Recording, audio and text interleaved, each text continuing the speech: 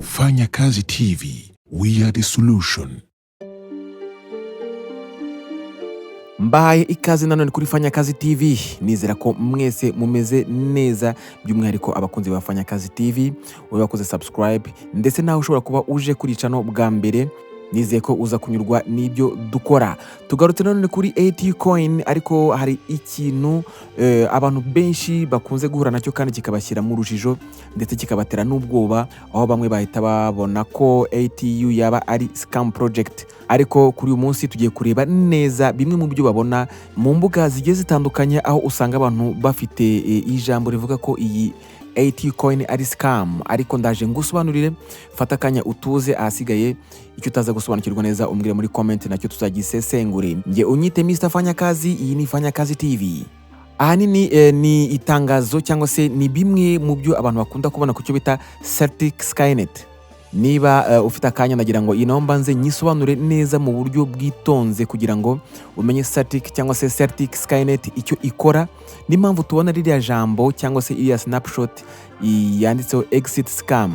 Nyuma yaho nibwo tuzagusobanukirwa impamvu igaragara muri audit cyangwa se mu bugenzuzi bwa ATU coin n'icyo mu by'ukuri bishatse kuvuga. Stay in touch. Ushobora kwibaza utese Celtic Skynet ni iki? Ubundi Celtic cyangwa se Celtic Skynet ni urubuga rw'umutekano, mu cyongereza ni Security Monitoring Platform. Uru rubuga rukaba rukoreshwa mu isi ya crypto cyangwa se ibyo muri iyi minsi turi kwita ngo ni iyi mihanda ya crypto. Uru rubuga rero rukoreshwa mu isi ya crypto and blockchain cyangwa se na blockchain, rukaba rwarakozwe na sosiyete yitwa Celtic. Iyi ni imwe muri sosiyete zizwi cyane ku isi mu kugenzura icyo twita audit, by'umwihariko mu kugenzura umutekano w'imishinga ya crypto. Skynet bivugwa ko ikora isaha ku yindi, ni ukuvuga amasaha 28 ndetse mu gihe cy'iminsi 7. Mu byo ikora cyangwa se ikurikirana ndetse igenzura harimo smart contract, harimo tokens cyangwa se coin, harimo protocol, harimo DeFi, NFTs ndetse n'indi mishinga ya blockchain.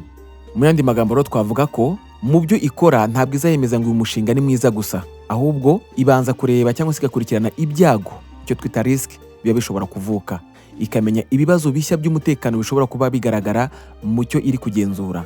Ikindi nanone ikereka amanota cyangwa se igatanga amanota y'icyizere, icyo twita security score.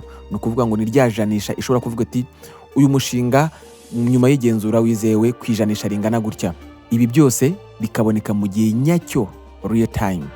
Reka turebe ibintu by'ingenzi Skynet isuzuma. Icya mbere, isuzuma code security. Ibanza kumenya ese smart contract ifite bugs, ese hari ingorane zikomeye ziba zigaragara muri iyo code security. Icya kabiri ireba cyangwa se igenzura ni on-chain data. Ahangaha ibirimo kureba uburyo token igenda igurishwa, ikareba uko liquidity ihagaze, ndetse ikanareba niba haba harimo ibikorwa biteye inkeke, nko kuba ba nyiri umushinga cyangwa se undi muntu ashobora kuba yakuramo liquidity mu buryo butunguranye. Icya gatatu igenzura ni social and sentiment. Ahangaha ireba icyo abantu bavuga ku mushinga runaka, ubwo ni kuri za mbuga zitandukanye za Twitter, Telegram n'ibindi. Ikanareba niba koko hari ibihamya bifatika bidasanzwe bigaragaza ko umushinga runaka ushobora kuba ari scam. Icya kane ni operational risk. Ahangaha igenzura icyo bita team transparency cyangwa se niba team ikorera mu mucyo. Ikanareba centralization risk ndetse na admin privilege, cyangwa se niba hari umuntu waba ufite ububasha bukabije ku mushinga runaka ku buryo yagira ibyo ahindura, ibyo atwara cyangwa se ibyo yima abari muri uwo mushinga. Reka no turebe itandukaniro rya Celtic audit na Celtic Skynet. Ibi ni ibintu abantu benshi bakunda kuvanga, ariko Celtic audit yo isuzuma code mu gihe runaka, icyo bita one time review. Ariko Celtic Skynet igenzura continuous, nuvuga ngo ni buri munsi na buri saha, buri gihe ibiri kugenzura impinduka izo arizo zose zagaragara ku mushinga.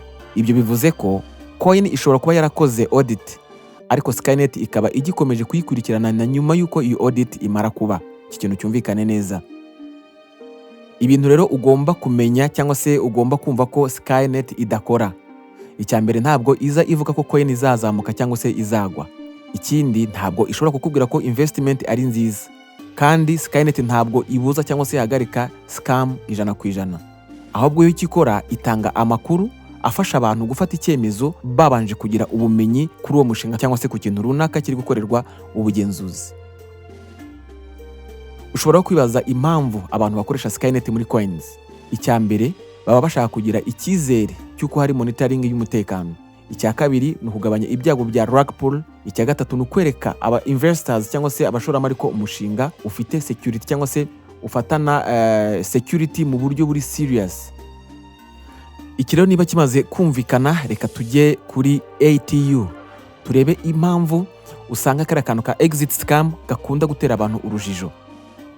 Mu by'ukuri iri ni itangazo cyangwa se ikintu umuntu abona, akenshi dukunda guhura nacyo muri za snapshots, ni za foto abantu bagenda bascreenshotinga bagiye bakora ubushakashatsi ku kintu runaka, ariko no abantu benshi iyo basuzumye ATU kuri Satik Skynet usanga babona ijambo exit scam, bigatuma habaho urujijo ku bijyanye na audit status cyangwa se aho ubugenzuzi bugeze bitewe na kiriya kimenyetso cya exit scam risk.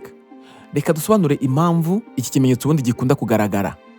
Iyo Skynet yerekanye ikimenyetso cyitwa exit scam, ibigamije kugaragaza ibi bikurikira. Ibishaka kugaragaza ko hari ibyago by'uko umushinga wakwihutira gukuramo amafaranga cyangwa se funds, cyangwa se ko uwo mushinga ushobora kurekeraho burundu ibikorwa byawo. Ariko kuri ATU coin ibi ngibi ntabwo ari cyo byo bishatse kuvuga, bitewe nuko nta kimenyetso na kimwe kigeze cyerekana ibyago bya exit scam cyabonetse. Ikindi byagaragaye ko ATU ifite umutekano mu buryo bwa technique kandi ko nta byago byo gukuramo funds mu buryo butunguranye byagaragaye. Kuri uyu munsi wa none rero audit ya ATU ihagaze gutya. Satik Skynet audit ya ATU yagaragaje neza ko ubwo bugenzuzi bwarangiye kandi neza.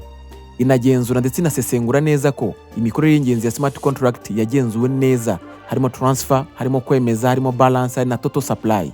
Muri rusange raporo yemewe ya Satik Skynet audit iboneka mu buryo bwa PDF ku mugaragaro, hagamijwe icyo bita iki transparency cyangwa se umucyo. Smart contract yaremejwe on chain ndetse na on chain activity zirakora, ndetse n'umushinga ukaba uri mu bikorwa bisanzwe. Ni kiro tugomba kwitondera kuri za snapshot cyangwa se ya mafoto tugenda tubona atandukanye. Icyambere ugomba kumenya nuko hari gihe ushakisha ATU directly kuri Satik Skynet ukabona amakuru atuzuye cyangwa se amakuru ashaje, nk'ijambo rikunda kugaragara ngo not audited by Satik cyangwa se code security score ikaba iri hasi. Ibi biterwa nuko habayo gutinda kwa indexing ya interface cyangwa se akaba ari kubera cache delay za Skynet. Ari nayo mpamvu rero tugirwa inama yo kujya twifashisha link zemewe za Satik Skynet cyangwa se Quantum Wallet mu gihe izaba yagarutse ku murongo, kuko ibyo byonyine nibyo byerekana audit ko yemejwe, bikerekana amakuru mashya ndetse ko n'umutekano wemejwe. Mu gusoza rero cyo nakubwira nk'umukunzi wa Fanya Kazi TV, aya makuru mpora mbabwira ko natwe n'ubushakashatsi tuba twakoze ariko tukabwitondera. Icyo turi busigarane nuko Satik Skynet audit yarangiye, smart contract ya ATU cyangwa se ERC20 yamaze gutsinda neza igenzura rya Satik Skynet, imikorere y'ingenzi yose yaragenzuwe neza, nta byago byigeze bigaragaza ko ATU ari scam, bivuze ko token ubu ngubu ifite umutekano mu rwego rwa technique kandi ikabikurikiza amahame. Raporo ngufi rero iraboneka, turaza kwishaka mu buryo bwa PDF, nituyibona turabashakira link mwayisangaho. Ikindi tugomba kumenya nuko on chain activity irakora, ama transactions, aba holders bariyongera ndetse na contract interactions biragaragara neza kuri BSC scan. Ibiro bikaba byemeza ko umushinga uriho, umushinga urakora kandi vuba ahangaha hari ibindi uzerekana. Nanone icyo tutabura kuvugaho ni ibijyanye na Mexic listing igeze. Kuri ubu ngubu ATU iri mu cyo bita innovation cyangwa se evaluation phase kuri Mexic. Iyi ngiyi bavuga ko ari phase yo gusuzuma no kugenzura, ntabwo ari listing ya nyuma. Ubwo rero listing yuzuye ishobora gutegerezwa hagati ya kota 1 ndetse na kota 2 muri uyu mwaka wa 2026 bitewe n'ibizava mu isuzuma. Yari Mr. Fanya Kazi, iyi ngiyi ni Fanya Kazi TV. Turakomeza gushaka amakuru mu buryo butandukanye, tuyagenzure ahantu hatandukanye, nitubona bikwiye ko tuyabagezaho nta kitubuza kuyabaha. Stay in touch. Fanya Kazi TV. We are the solution.